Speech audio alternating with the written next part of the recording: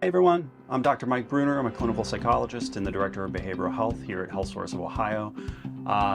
For this video, I just wanted to talk a little bit about just in general, the training experiences you would get here at HSO if you came for our postdoctoral program. First things first, the training program kind of revolves around the primary care behavioral health model. That's what we do here. And so probably most of your time, in a given week will be spent in direct patient care, under the primary care behavioral health model. And that is probably mostly going to be in our family practice offices. We do have pediatrics as well as women's health.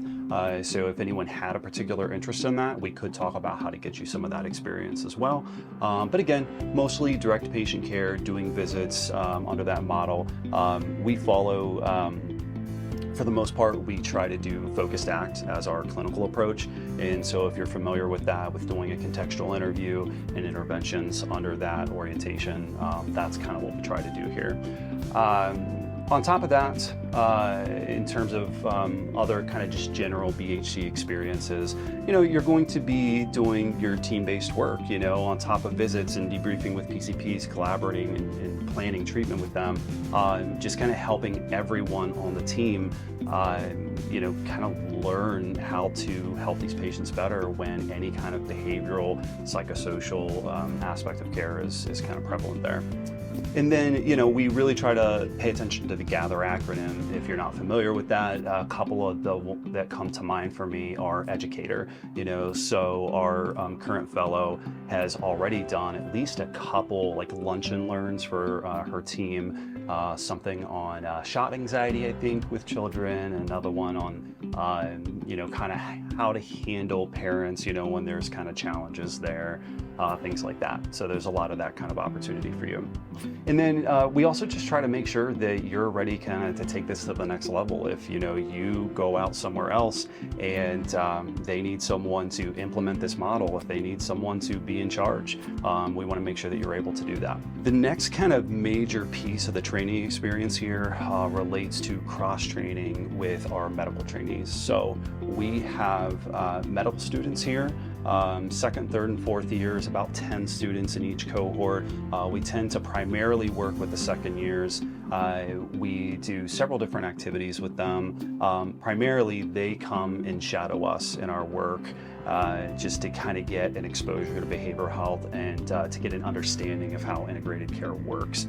So if you were one of our fellows, you would have medical students shadowing you pretty frequently, and you'd have the opportunity to kind of review your patients with them, to just kind of talk about what it is that we do and kind of help them at that, formative level to understand, what this looks like and what they can maybe kind of push for when they get further out into the world. We also do what they call small group. It's once a week where they review, like fictitious patients and kind of go through the case piece by piece. And our fellows and sometimes our practicum students as well will just kind of sit in on those, and anytime they feel like they can kind of contribute and help raise awareness of how biopsychosocial kind of aspects of the patient may be kind of impacting their presentation or should be an important piece of their care, they just kind of jump into the conversation there, and they've had a lot of fun with that. We also have a family medicine residency here at HealthSource. It's a 333 residency, and we do several activities, and we're planning even more activities with them. They will also come and shadow us, and our fellows will also be shadowing them and giving feedback on kind of their bedside manner, so to speak, their motivational interviewing, communication, etc. We also do a balance group with the family medicine residents, and that's something that will help you learn how to do if you're unfamiliar with it. We do a wellness retreat with the family medicine residents once a year, and that's always a lot of fun. We also provide some of their didactics across the year.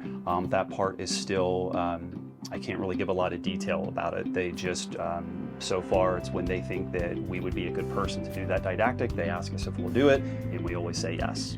So another thing that the fellows get to do is umbrella supervision of our practicum students, and we talk about that in a little bit more detail in another video.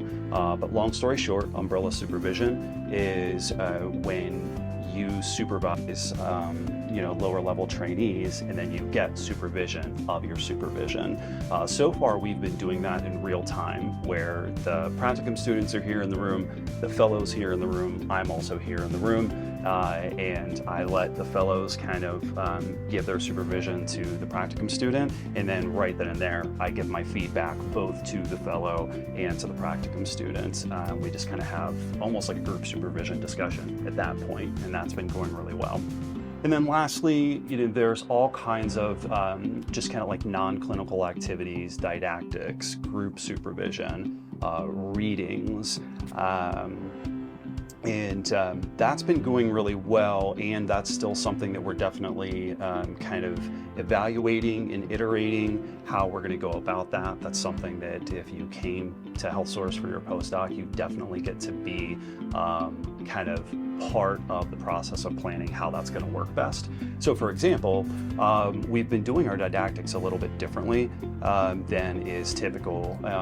A lot of the didactics, we're trying to find things that are pre-recorded that the fellow can review on their own time throughout the week whenever they have downtime. Then we save the group time on Friday afternoons to review that and discuss it together. So we're not taking that time that we have together just to sit there and listen to a presentation or slides or a webinar or whatever the case may be. So far that seems to be going really well. We are wondering how it's going to work as we get more fellows and things, but that's just something that's been pretty interesting for us. And I think that covers it. I know that was just kind of a quick overview. If you have any questions about the training experience here or about anything, we love questions. Don't hesitate to reach out anytime. It's always a fun surprise for me to get an email from a prospective fellow, asking some kind of question about the training experience. So thanks very much. Have a good one.